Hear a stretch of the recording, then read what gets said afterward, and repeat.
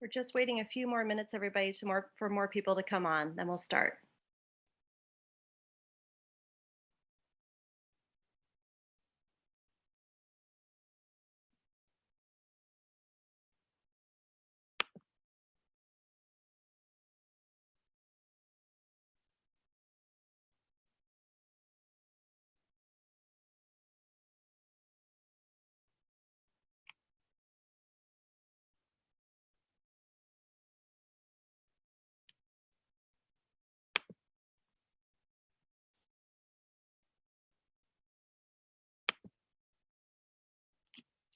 Hello, everyone. On behalf of Paraclete Press, welcome to this webinar with Khris Ford and Kim Langley on grief brain, ambiguity, and hope for professionals. My name is Sister Estelle. We are so grateful to be able to gather with all of you during this time of separation. A recording of today's presentation will be available later to share with anyone who couldn't join us, and we'll also let you know how to get a copy of their books and DVDs with Paraclete Press. Please use the Q&A button, which is found at the bottom of your screen, to ask any questions or post any comments for Khris and Kim. And we'll get to these in the last 15 minutes of this hour. Also, please open your chat bar. This is also located at the bottom of your screen, so we can keep you updated with links and other information. As you know, today, Khris Ford and Kim Langley will be speaking to us about grief brain, ambiguity, and hope. And I'd like to introduce these two amazing women to you. Khris Ford has dedicated the last 30 years of her life to the work of supporting those who are experiencing grief and trauma. Khris believes passionately in the transformative potential of grief, fueled by her own experience of the death of her teenage son, Stephen, and more recently, her husband, John. Khris founded the Austin Center for Grief and Loss in Austin, Texas. She has created and given many grief retreats for bereaved parents, as well as other losses, and trained hundreds of counselors, spiritual directors, and social workers in how to guide grieving adults through a transforming grief process. Today, Khris lives in North Carolina, where she serves as the director of North Carolina Institute for Spiritual Direction and Formation. Kim Langley is president of Life Balance Enterprises with 20 years of experience as a retreat leader, spiritual director, coach, and trainer. In her first book with Paraclete, Send My Roots Rain, Kim offers comfort and encouragement to those struggling with recent loss or grief, helping them find language for complex emotions and open their hearts through poetry. She lives with her husband in Lakewood, Ohio. They're amazing women. We're so grateful they could be with us today. Thank you so much for taking the time, Khris and Kim. I'll leave it over to you now. Thank you. Thank you. Good afternoon, everyone. As we're this afternoon, I want to remind us all that in these days, we're carrying a lot of stress in our bodies. And sometimes we don't even realize it. And I think over a period of time, like we've been experiencing, we almost forget that the way of being in our body, that there is being in our body that feels relaxed. And so we wanted to begin today, first of all, with a little cartoon with our hermit who reminds us that it's not easy being grieved, and it isn't easy being grieved. So as we begin today, I want to invite us into a couple of moments of quiet and hopefully sensation. And so I ask you to take a moment to find a comfortable position where your sit bones and your back are well supported and your feet are flat on the floor or some other support. And your hands are resting easily on your lap or your legs. And you close your eyes gently, and if you're not comfortable doing that, that you could just find something in the room to focus on. And I invite you to just notice your breathing, just your regular breathing pattern. Feel the air coming in and the air going out.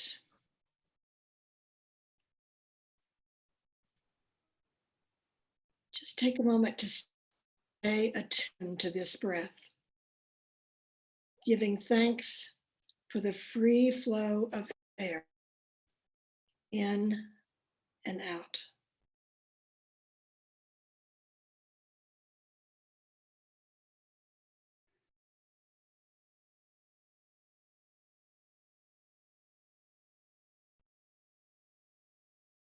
Begin to notice what it feels like to be in your body in these moments of quiet and stillness. Take a moment for gratitude for all that is working within you, for all of the parts of yourself that keep you thinking and feeling and breathing.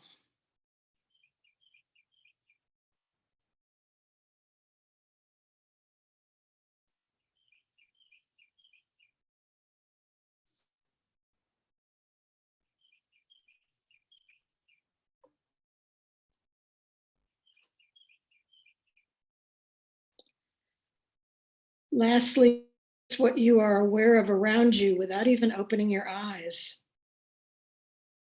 What is out there that supports you in any way?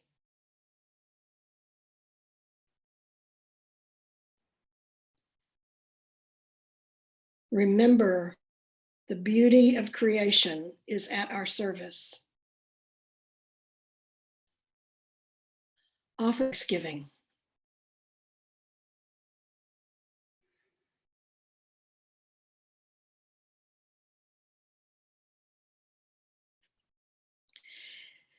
And when you're ready, very slowly and gently bring your attention back to your body, your chair, or the place where you're sitting.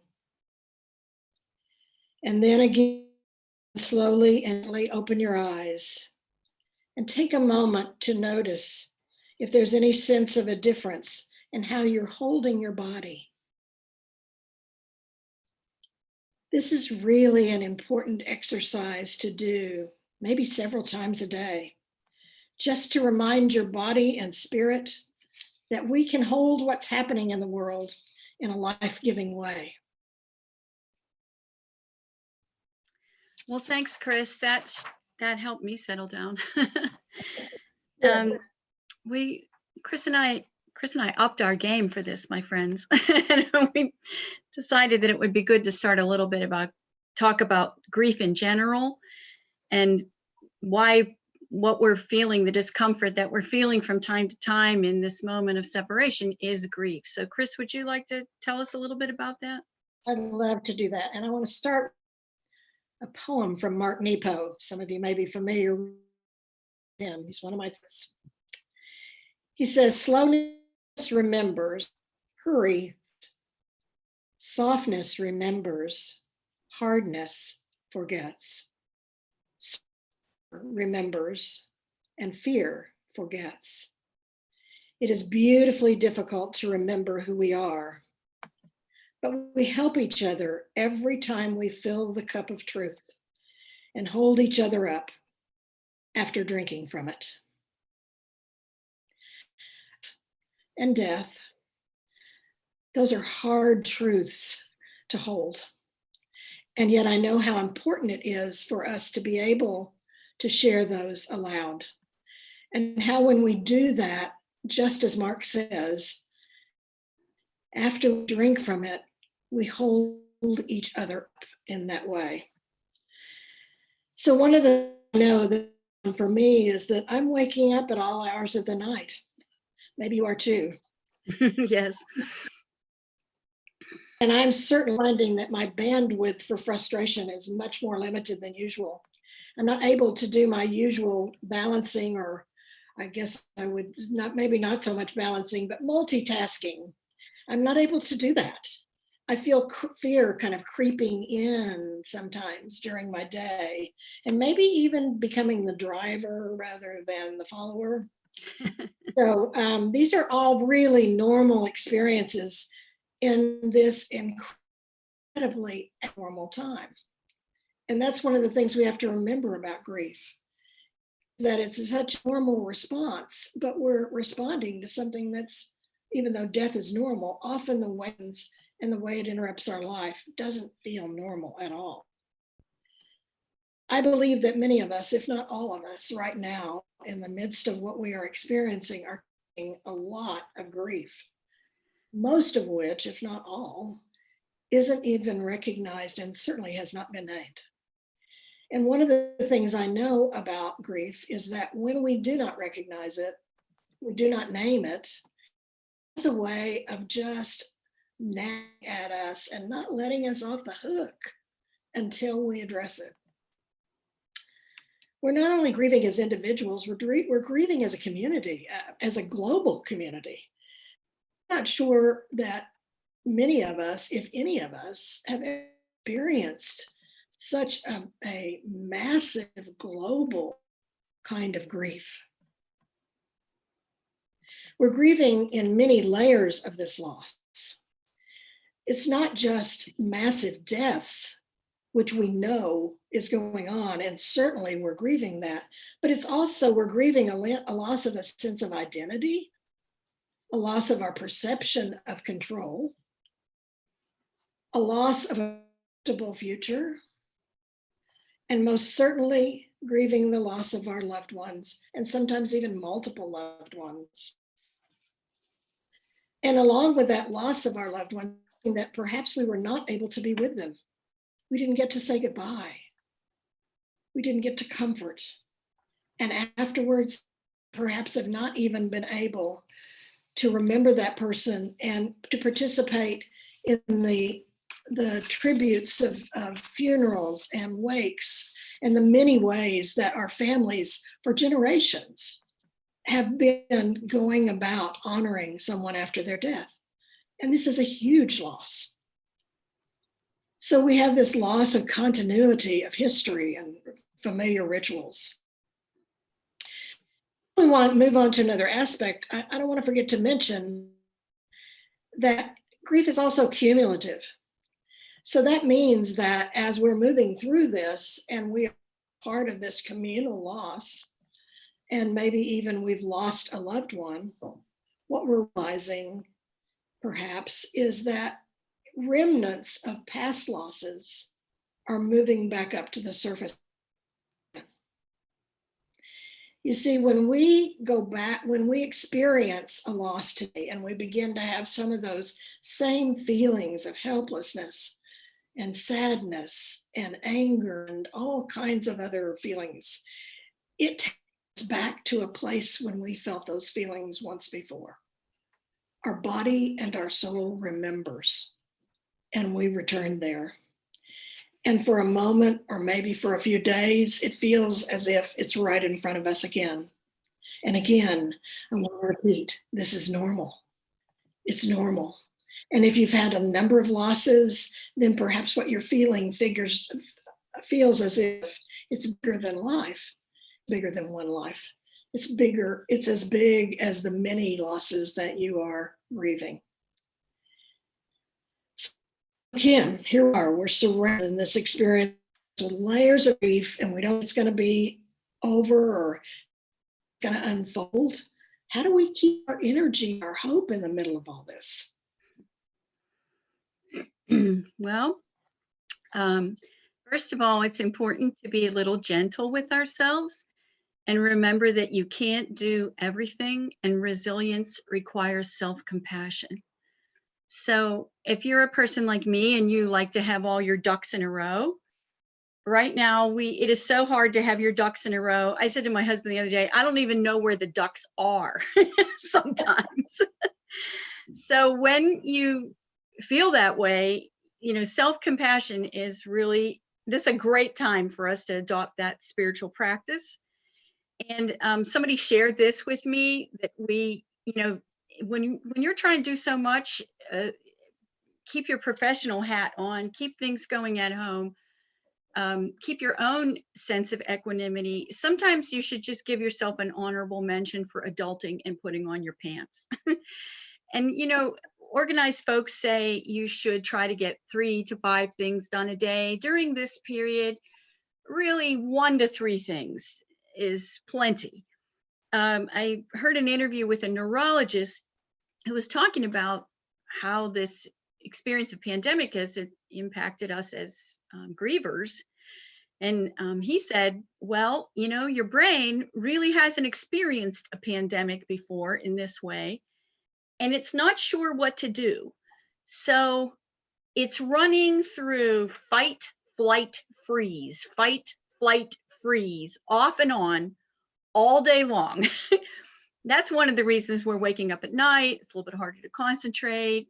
You know, people are putting their socks in the refrigerator. I mean, and of course, one of the big things is to, you know, be willing to laugh at that. Like if you can laugh at yourself during this time, you're halfway there. And we have to remember that the research is very compelling, that we are more resilient than we think we are. Human beings are terrible predictors of their own future happiness. And when, you know, the caca has hit the fan, as it has now, and you ask people, you know, when will you stop feeling like this? Most people can't imagine that there'll be a time when they don't feel like this. But of course, we know that there will be. So one of the things we can keep doing is arguing with our brains. Your brain is absolutely shameless in trying to keep you afraid, because in the cave person days, keeping you afraid often meant keeping you safe. That's true to a degree now. You know, we want to practice safe separation and so on. But if we feel overwhelmed, if we can argue with our brain, if we can remember that this is a normal reaction to an abnormal situation, and then say to ourselves, what strengths and experiences have gotten me through tough times in the past? It can help to build a little personal resume of times that were very tough and that you lived through, you know, because here you still are. And one of the things I do when I hear myself getting on the runaway freight train of worry, which is pretty easy for me to do, that's how I'm wired, I have learned slowly over the years to question those unreasonable negative thoughts. I kind of hold up my hand in a stop sign and I say, I know you. You're the part of my brain that wants to wrap me up in cotton wool, park me in a corner, and have me never do anything so that I stay safe. How's that working for you?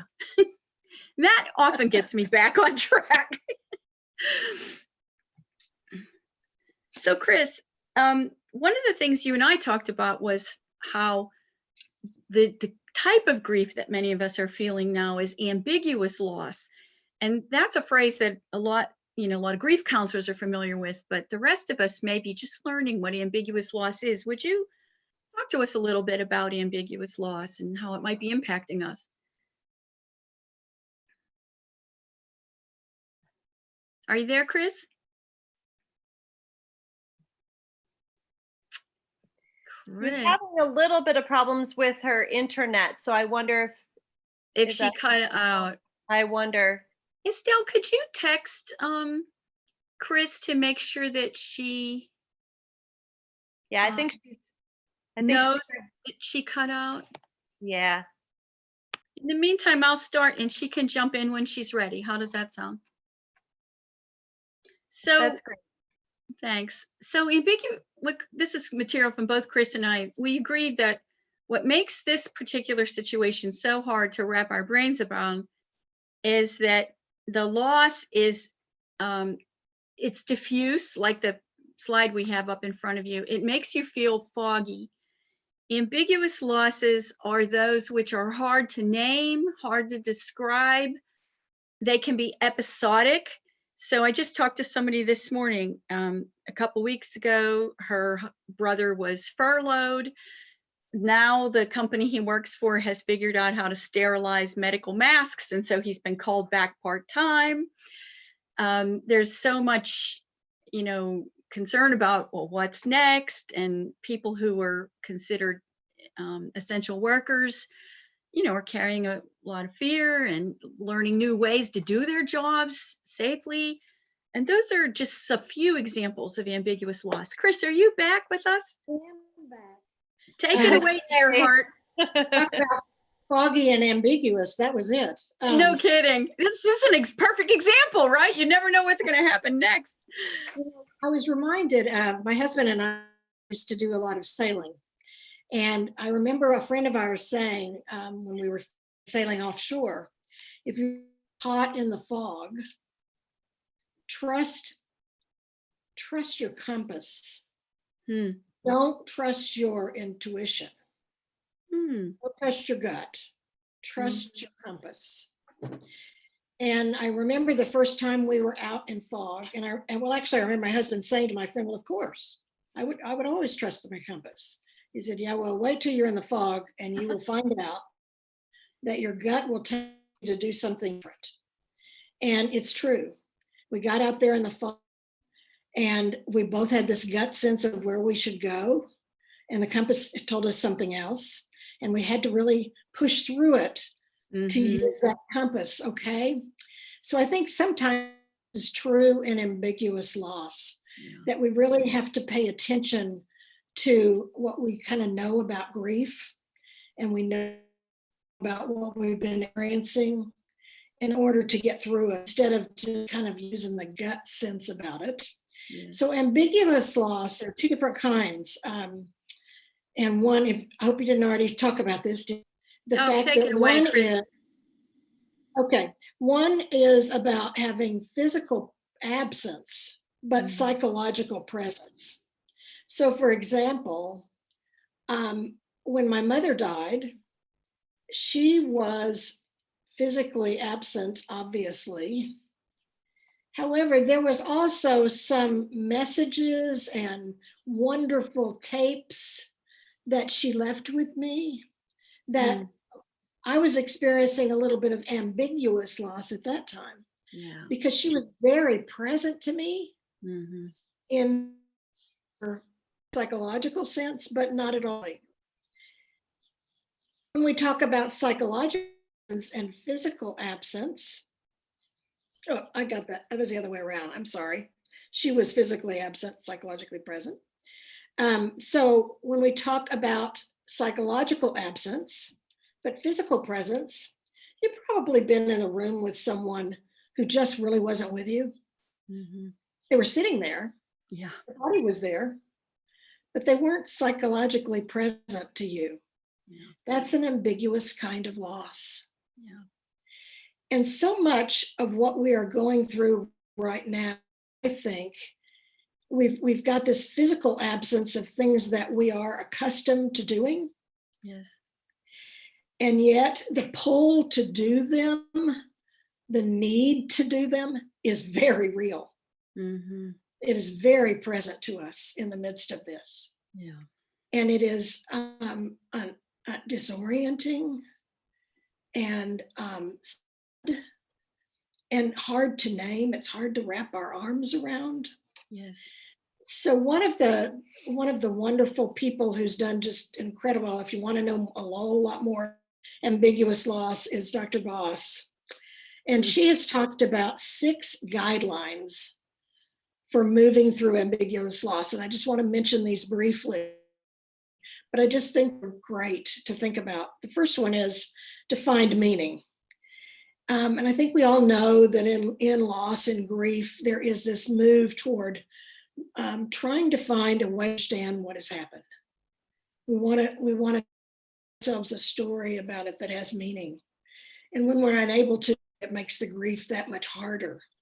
Well, certainly in ambiguous loss, it's even more important. So beginning to tell ourselves some way of making meaning about what's going on in the midst of this pandemic is so important. And there's no one way to do that. I think it's real important to understand this is not a cookie cutter kind of deal. What is meaningful to Kim may not be meaningful to me, and vice versa. We all have to have that, and we have to respect each other's way of finding meaning in that. And sometimes it feels strange to us when it's not our way. The second thing she suggests that I love, and that is that we adjust our expectations of mastery and focus on what we can control and try to let go of what we can't. I think it's for those of us who are used to being or having, we're not in control. I know we're not, but we have that perception of being in control. It's hard not to have the expectations that we've always had. And yet in the middle of all this, as Kim said a few minutes ago, I cannot expect to be able to do the 6 things that were normally on my list to do for a day. I have to adjust that. Third is we have to reconstruct our identity. And this is probably one of the most elusive and more difficult things to do. And that is that if I'm a teacher and I'm now at home with my children doing the teaching with my kids, that's a different identity of teacher. I've been there and done that a little bit, not in a pandemic, but I was a teacher at elementary school and I had elementary age kids, and they didn't look at me as their teacher. It was a whole different sense of finding my identity. If you're a pastor and you're now at home with your children and your wife, and you have to think about a different way of being who you are in the world today. So adjusting, recognizing that we have a little bit of a different identity. The third or fourth one is normalizing the ambivalence. And in this pandemic that is going on and on and on, it is important for us to recognize that this fog is real and it is normal for right now. Mm-hmm. Normal for right now. And chances are when I wake up in the morning, it's still going to be foggy. Yeah. And that's still going to be, Yeah. and it's still going to be normal. So, fifth one is to revise our attachments. So I talked a few minutes ago about our 2 ways of saying goodbye and the rituals around that. We're going to have to do some adjusting of our attachment to that and find ways to do that differently.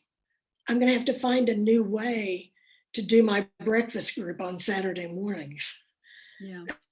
Maybe we're all going to eat for sitting in front of a Zoom camera, or we're going to go out to lunch in that way. So we have to adjust and revise our attachments and celebrate some of those new ways of doing it. And sixth, and probably one of the most important, is we have to open our eyes and look for signs of hope and feel the signs of hope. That when that fog even lifts a little bit, Mm-hmm. that we see that that truly is a sign of hope. Yeah. And so I just want to encourage us in the midst of the fog to do those things, to find meaning, adjust our expectations, think about our identity, and really find hope. Thanks, Khris.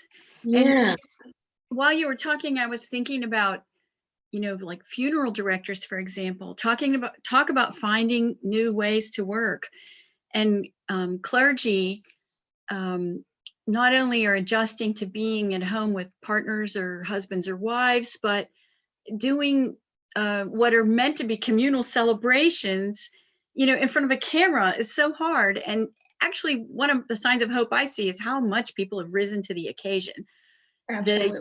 Like the humor, for example, there's a lot of research that shows that if you can keep your sense of humor, you're halfway home toward being a really resilient stress bearer.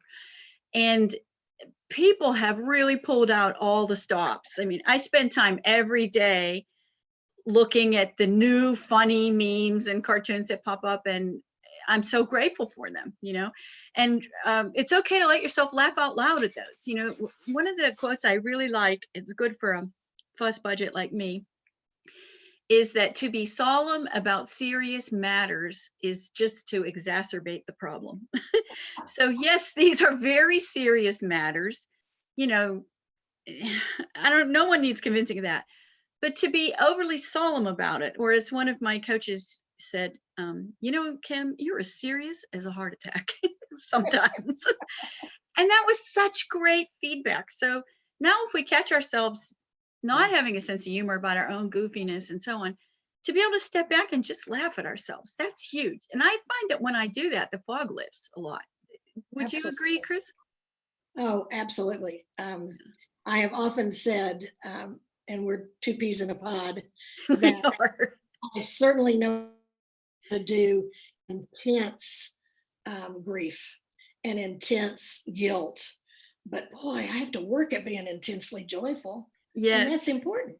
it Very is. important. It's not just important, it's everything. And part of what I learned when I interviewed so many people for my grief book, a lot of professionals and then a lot of individual grievers too, was that in our cultures, there's not a whole lot of encouragement to like laugh or even have a little fun when you're grieving, because people have, there's this unspoken rule, which I think is wrong and an additional burden. And I know you do too, that if you really loved the person, or if you really loved your work, or, that you can't be happy, because that somehow demonstrates that you're not, fill in the blank. And that's just silly. So I wanted to talk a little bit about grief brain. Is this a good time to? Can I say one other thing first? Of course. One of the things that I often try to remember with people and talking with people about grief is that they're really, I think of it as this balance of two ways of being with it. One is, sure, we need to do work, we need to do with that loss, but we also have to do restorative work. We have to do Yes. restorative work. And it's okay. In fact, it's not just okay. We need to take a break Yes. and do restorative work. Right. And that could be something that's funny, or it might be taking a walk or going to a movie with a friend, but we need to take a break occasionally from that. I think that's so important. And you're reminding me of one interview that I did with someone who's just a beautiful human being and a deeply spiritual woman. And I was talking about taking a break from grief and really practicing resilience, like a muscle, like a skill. And she said that she can remember the exact day when she wore one of her friends out with her grief.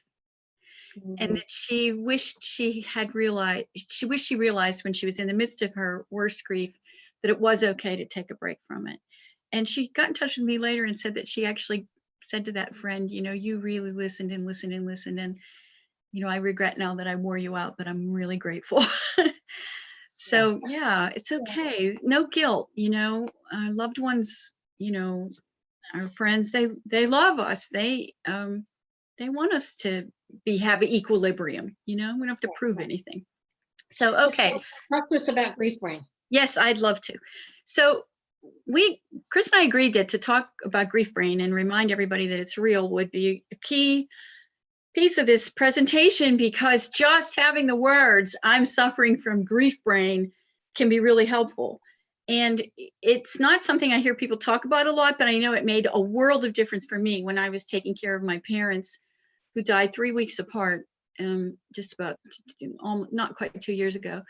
That was intense, I tell you. And we have done a good job talking about like chemo brain. When people going through chemotherapy, they use that term.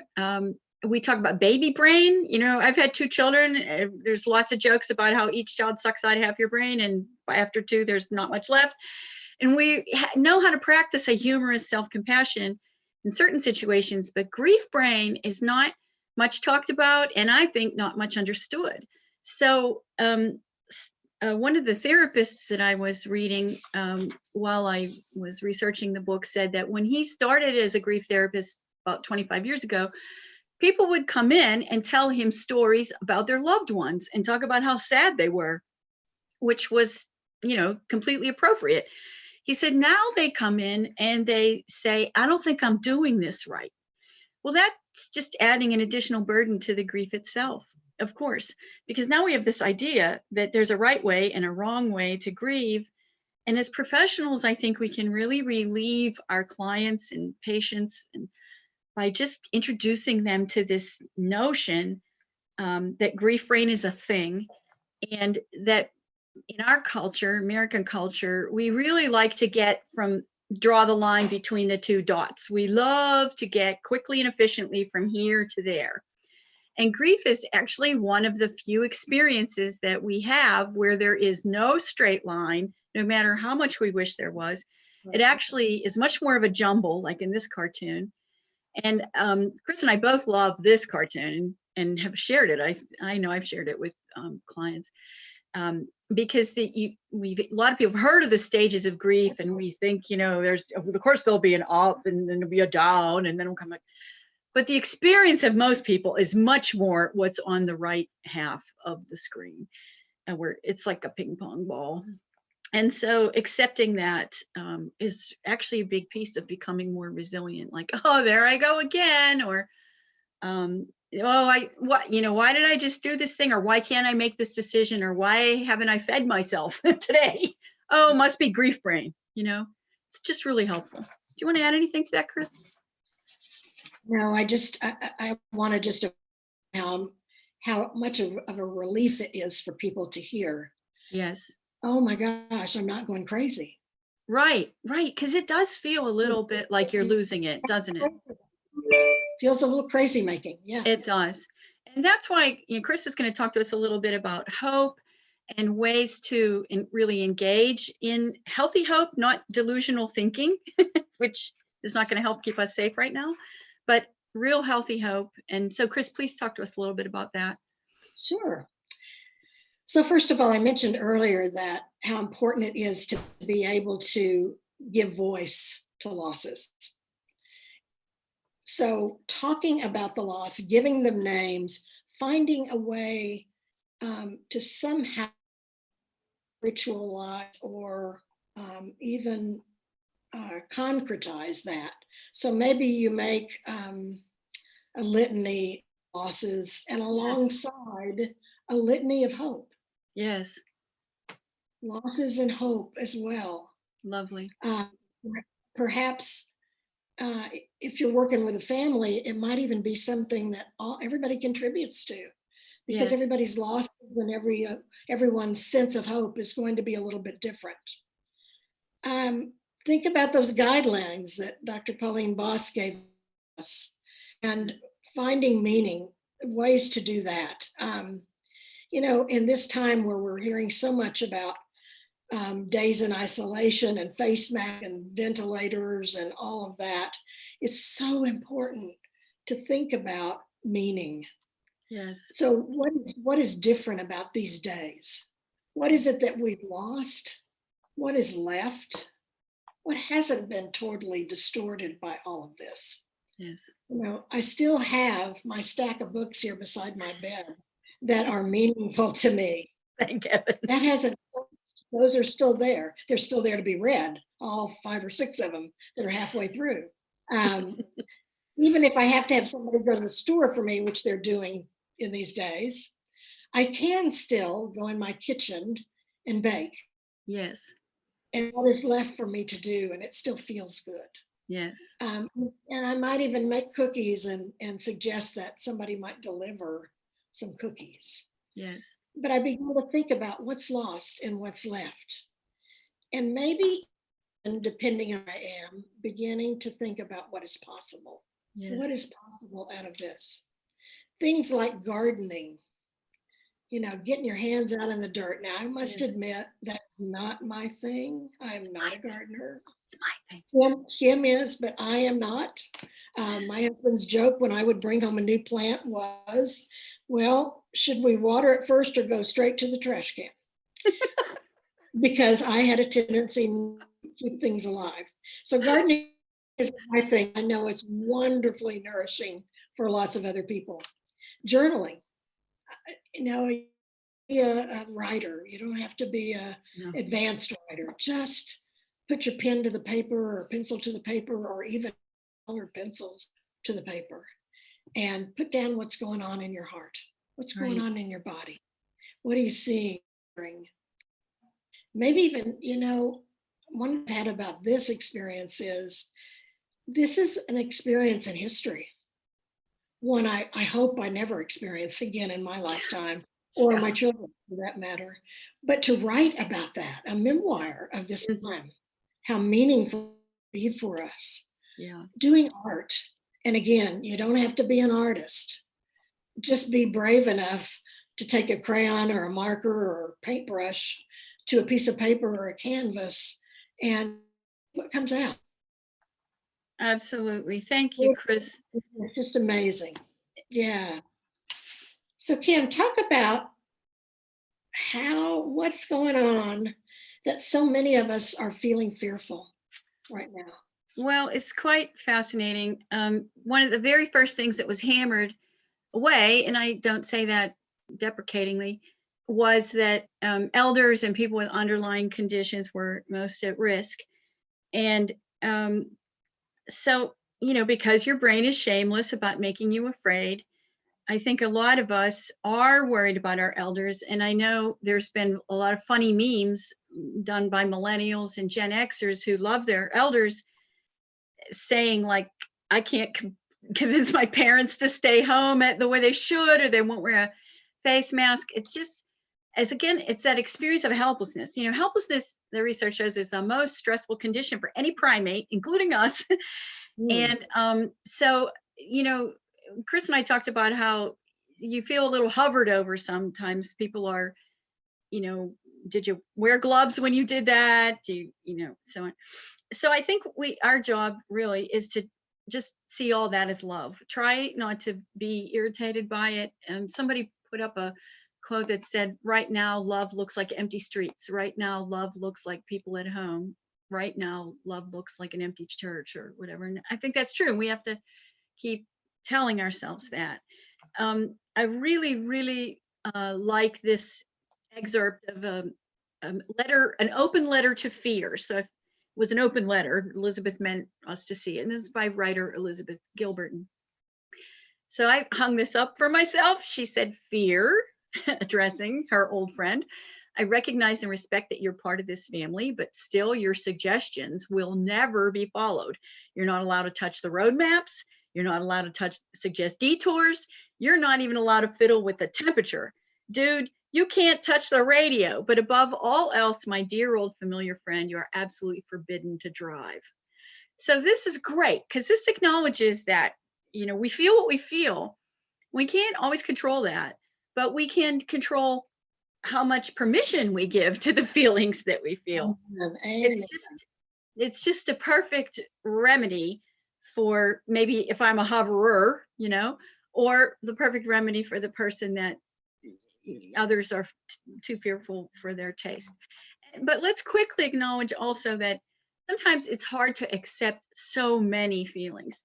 And trying not to be judgmental is really an enormous spiritual task and practical task right now, I think. Yeah. Because I've seen humor making fun of people who are at the building store because they've started remodeling a room or something. I mean, let's not judge that. Maybe that person has an anxiety disorder. Maybe that person is desperately trying to stay sober, and keeping busy is their way to do it. If they're wearing a mask and they're staying 6 feet away while they're buying their lumber, let's not heap disapproval on them. We all have so many feelings. I mean, I heard myself blurt something out the other day that I would never say if I was in good space, something cranky.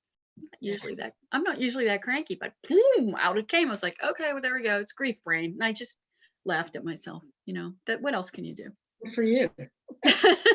Well, it only took a few decades for me to learn. So that moves us toward the idea of acceptance and compassion, because people's hearts really are broken right now. And Khris, maybe you want to talk a little bit about what it means to have a heart that's broken apart or a heart that's broken open, and how we can make that choice every day, really. Yeah. I have to say that the difference between being broken and broken open has been so meaningful for me over these years of having loss. And it's part of it is about this meaning making that we've talked about, and all the layers that there are. But I think it's allowing ourselves, we have to allow ourselves to feel the feelings of the loss. We have to. Yes. Our natural instinct is to run from it, to block it up. And yet what was to do is to it and to allow whatever feelings there are, to kind of carve that place in us, if you will. Yes. And where it's carved is the opening. And Yes. it's the opening for possibility. It's the opening for that love that's underneath all that pain, the love that's holding us through all of this to come through. Yes. It's where those possibilities are birthed. When they were introducing me, when I was being introduced, it mentioned that I feel passionately about the transformative understanding of grief, and this is where it is. Yes. This is where grief is transformed. I- That what becomes powerful. And if I might interject, Please. I think one of the things that helps me get unstuck from myself, which is always a temptation during these times, is to recognize that, yes, of course, I'm acknowledging my own feelings. I'm doing grief work, and I need to lean into my grief work and not move away from it too quickly. And at the same time, it's not but, it's and, I can acknowledge that all around the world, I'm in a kind of unity with people Absolutely. that I may never have been aware of before. Because, loss doesn't play any favorites. And so I do find, kind of like Thomas Merton's experience at Fourth and Walnut, where he said, if only people could know that they're walking around shining like the sun. He had that amazing moment, of unitive moment.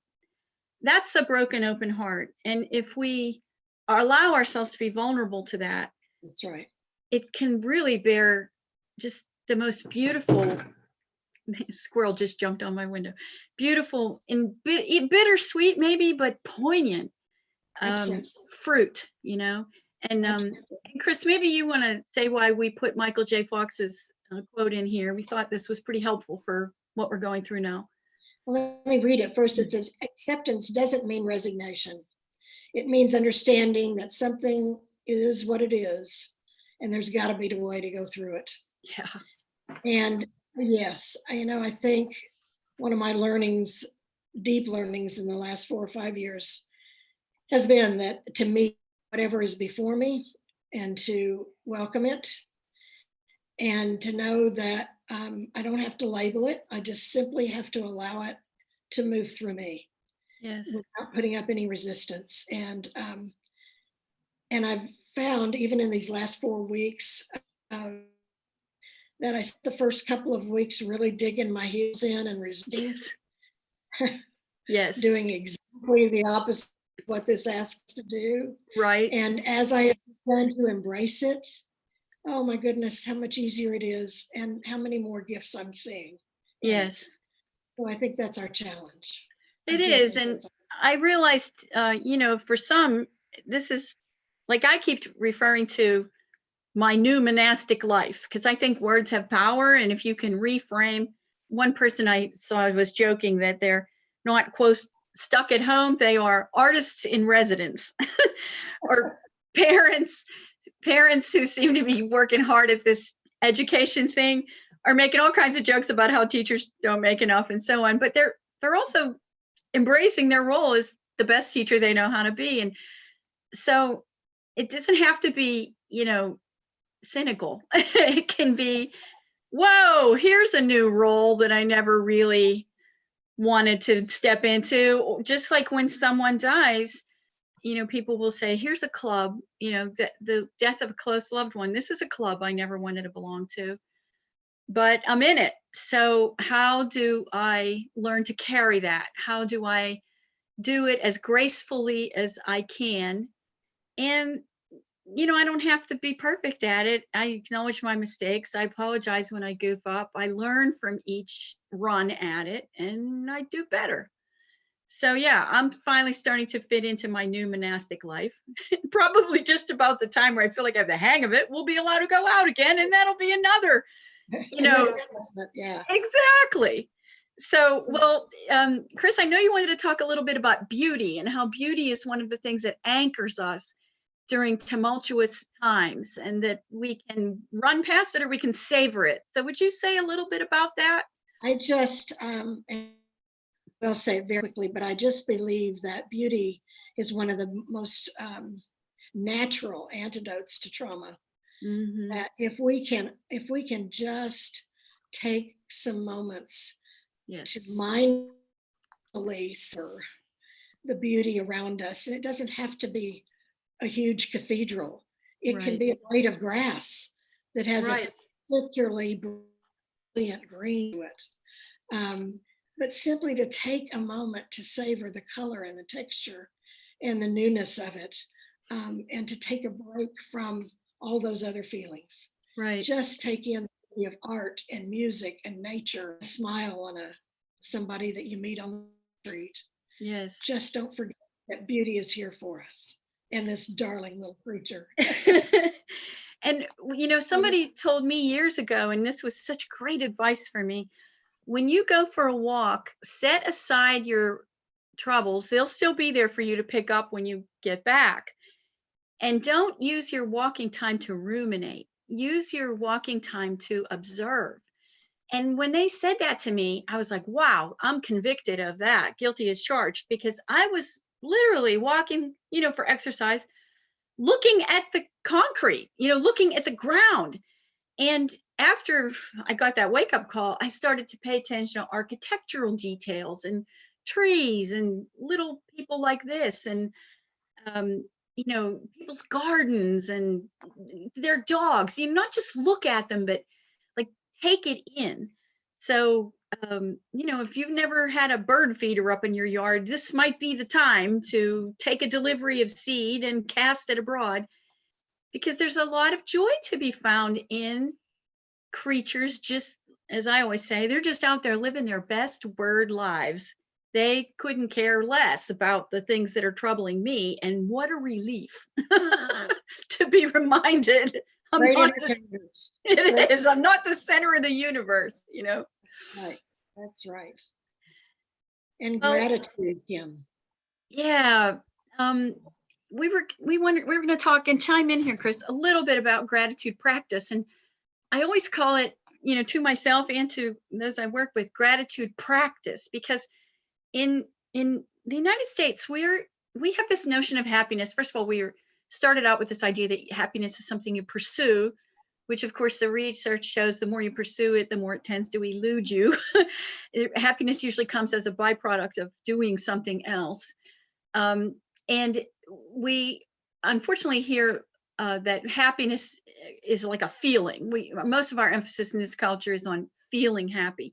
And I'm all for happy feelings. I mean, I love them. And when they come, I try to savor them.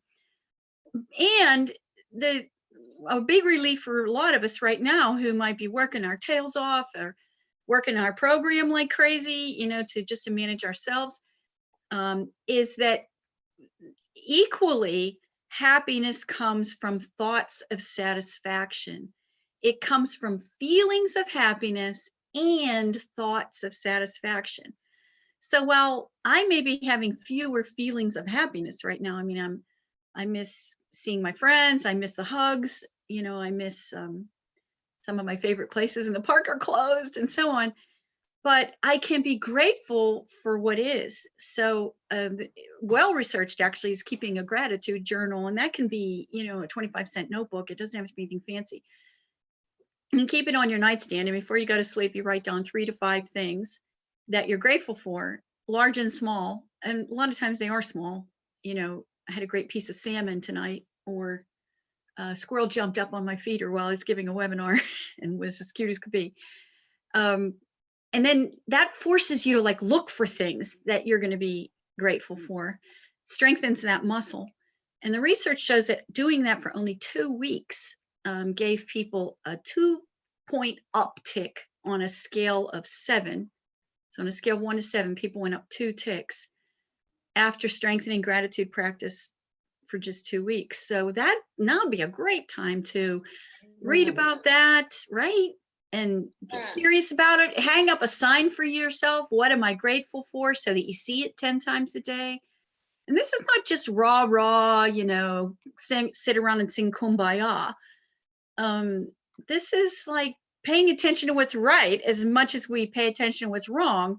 which is, of course, what our brain is really good at, paying attention at what's wrong. It takes a little more effort to pay attention to what's right. I know you have a gratitude practice too, Khris. So, And I do the journaling. I do the gratitude journal at night. I do too. And I'll do it every night, and I don't beat myself up if I forget or if I just fall asleep. But there's something wonderful about going back over that, isn't it? It is. It's wonderful. Yeah. Sometimes there's some common themes that we forget about too. Well, and forget in general. Like you think, oh, I'm never going to forget this moment. It's such a sweet thing. Look at what my kids just said to each other. Look at this, how happy this dog is to see me. But you do forget. Yeah. But when you write it down, it's always there for you.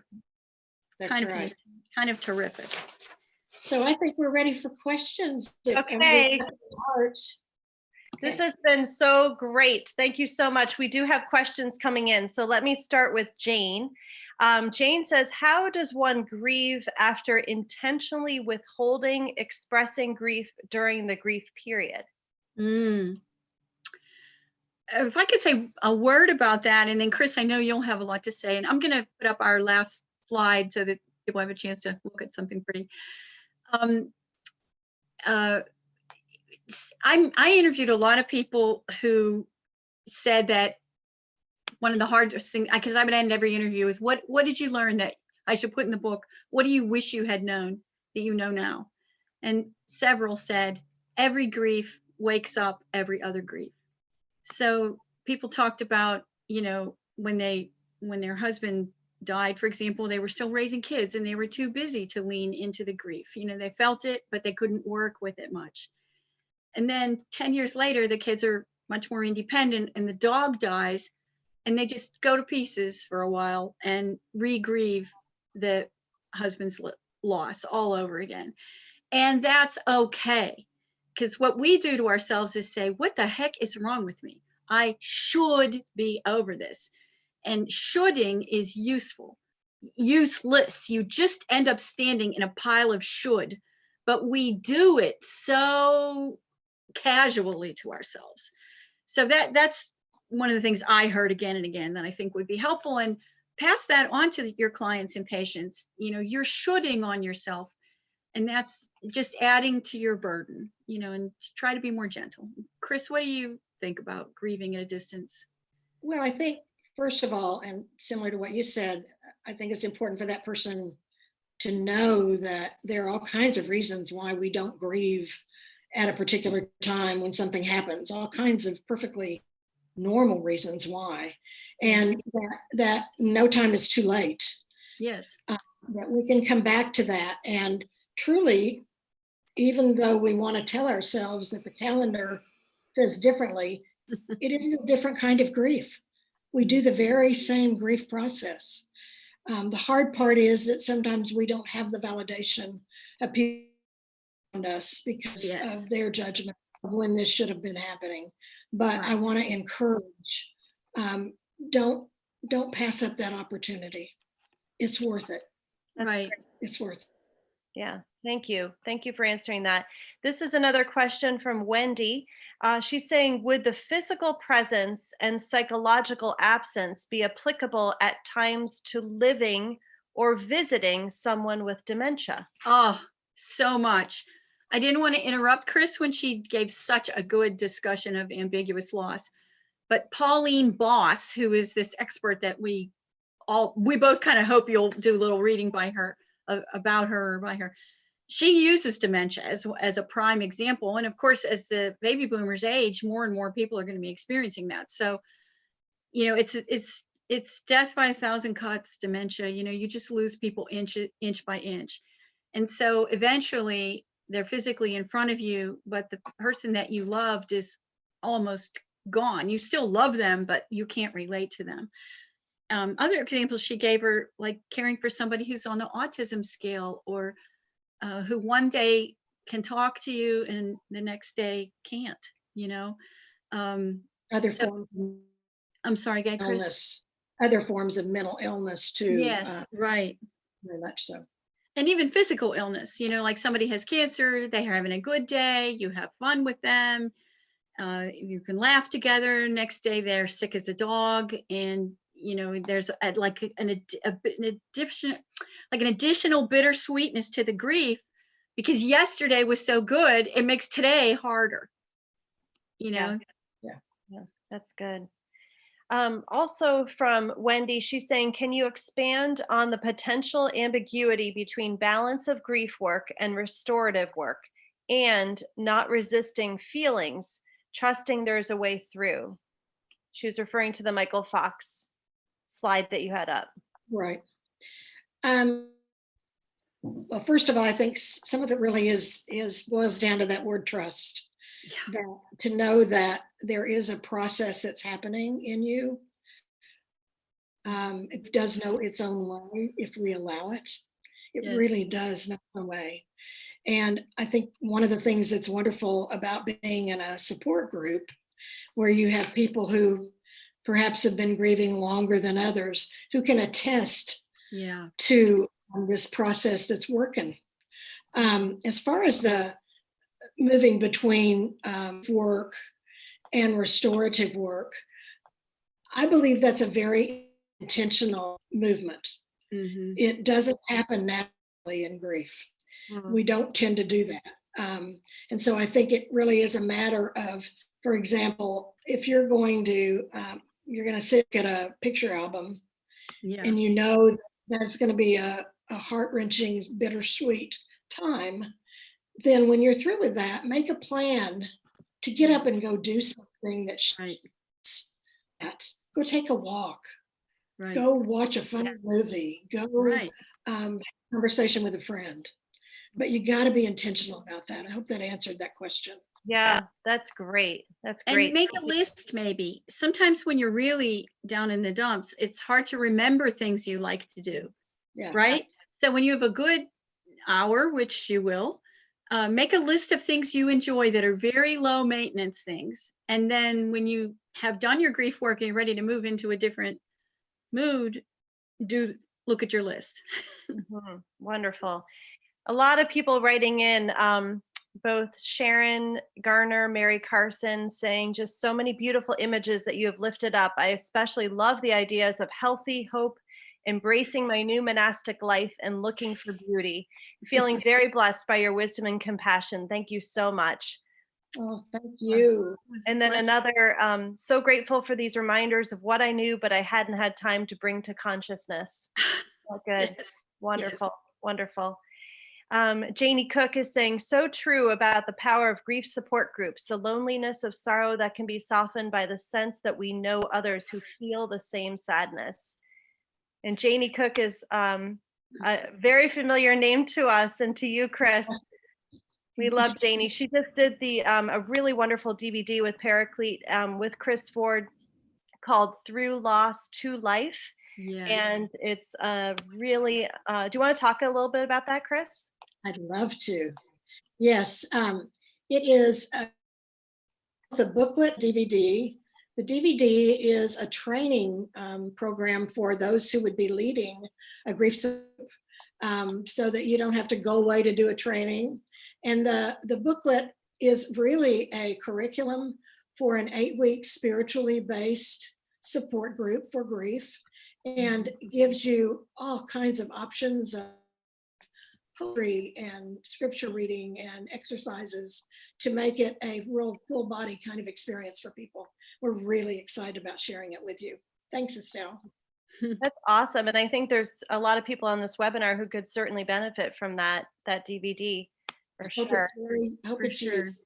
Yes, wonderful. Can I jump in for an instant and say that we know that people grieve differently, and even an introvert might need the support of something like, my book or Chris's DVD, because they may not want to go to a group, or they might try a group and it's not for them. But these materials can support you in your meditation, your journal writing, your prayer, and so going through this experience with a guide like Chris's work, or I hope mine, it keeps you from, you're not alone. It's like you have a companion. So even if you're an introvert, which we want to honor because everybody grieves so differently, it might be useful. I don't know. Would you agree, Khris? Like, not everybody wants to go somewhere and That's talk true. talk in a circle, and now they can't even, so it's like Right. you have to have a virtual companion. Right. And the booklet can certainly be used in that way. Right. Yeah. Kim, could you talk a little bit about Send My Roots Rain and how you came to write that book? Yes, that would be my pleasure. So you heard in the introduction that I'm a speaker and trainer. I do a lot of work in healthcare, and my wheelhouse is emotional intelligence. And underneath that falls topics like the science of optimism, the science of happiness, the science of resilience. So I was at a conference at Yale on how to use poetry in ministry, because poetry is like a thing for me. And I met somebody from Paraclete who said, do you have any good poems on grief? And I'm like, do I have any good poems on grief? And so a book that was supposed to take me 1 year to write took me 4 years to write. So it's full of love and full of crowdsourcing, in that I wanted it to speak very universally, not just to my experience. And so I interviewed tons of people, and the wisdom that they shared, I have such gratitude when I talk about my book, because the people who walked with me through those years were wise. And 2 of my close friends helped me spend a year vetting the poems. We read 1,000 poems before we picked the 70 that were in there. And they're not convoluted, like, what the heck is this poet talking about? They're meant to give sorrow words. So I have little patience personally with poems where you read it and you go, what's going on here? These are poems that give you language for your experience. And I know it's been very gratifying, even though it was a tremendous labor. Good thing I didn't know what I was getting into, I guess, kind of like, you bring a baby home. Good thing we didn't know what we were getting into. But it's been good for individual grievers, but a lot of chaplains and clergy and hospice workers have written me notes about how they're using it, and that means the world to me. Yeah, that's amazing. That's so great. Well, you've both done such beautiful, beautiful work and really dedicated your life to this process. And I know it's going to be ongoing. And of course, right now, your gifts are so important with what everyone is facing in this pandemic. I know we've gone a little over time. We have so many questions, but I do want people to know that Khris and Kim will be back on with us Thursday afternoon at 3 p.m. You simply have to go to Paraclete Press to our Facebook page, and you can sign up for the Thursday webinar. It's going to be geared more towards individuals and families. However, you're welcome to come back. We'd love you to come back. You can also sign up on our website. You can register right on our website. You just go to paracletepress.com, and there will be a link on our homepage of how to get to our webinar page that has the registration links. We have a lot of other upcoming ones as well. So I'm sorry we couldn't answer everyone's questions today, but however, if you join us on Thursday, get your questions in early, and maybe on Thursday we could even, do a little bit more with the Q&A. Sure. Is that okay with everybody? Oh, yeah. Yeah, absolutely. Okay. So I'm really, really grateful to have you ladies with us today. It's been amazing. Thank you, Estelle. Your insights are just fantastic. It's a pleasure. Thank you so much. And just to wrap up here as well, to let people know, so I did let you know 3 p.m. on Thursday. Khris and Kim will be back. Chris's DVDs are Through Loss to Life. That's her newest one with Janie Cook. It's a fabulous one if you want to start a grief group in your church or in your community. Helping Parents Grieve is also another DVD that she did with Paula D'Arcy, as well as Helping Children Grieve with Paula D'Arcy. Those are all available at paracletepress.com. Kim's book, which is very new, is Send My Roots Rain, and it is fabulous. We easily sold out of the first printing within a few months. They're all available from our website, paracletepress.com, and they're 20% off today. We also have free shipping available this month on orders over $45. So please consider gifting their resources to friends and family. Your generosity is going to help support our authors, as well as Paraclete Press in our ongoing work in providing free webinars such as this at this time. And we're delighted to do that with you. We really hope you all enjoyed this talk as much as we did. Our prayers are with all of you for health and safety, and we hope you will join us for more of these times together with our authors. Our calendar of Zoom events is available on our website, paracletepress.com, and God bless you all. Khris and Kim, can you leave us with some final thoughts? Sure, Khris, go ahead. I have just a brief quote from one of my favorite people, Eddie Hillesum. She says, "We have embraced a new reality and everything has taken on new colors. There now flows a constant stream of tenderness, a stream in which all petty desires seem to have been extinguished. All that matters now is that we be kind to each other with all the goodness that is in us." Amen to that. Amen. And I'd like to close with a lovely little poem, Blessing the Boats by Lucille Clifton. May the tide that is entering even now, the lip of our understanding, carry you out beyond the face of fear.